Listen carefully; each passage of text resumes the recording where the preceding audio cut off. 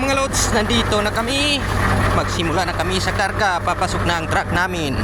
Ayun o. Iyan ang aming truck. Oh, pupunta kami dyan. Luluksong kami dyan. Yan ang daanan namin. Medyo hirap kunti. Yan mga lods, ang aming truck. Nakakakargahan. Ayan. Yan. Oh mga lods, dyan kami. Kukuha kami ng bato para ibato namin sa kabila namang daan. Yan ang suba mga lods. Ayan oh. Yan ang daanan papuntang suba.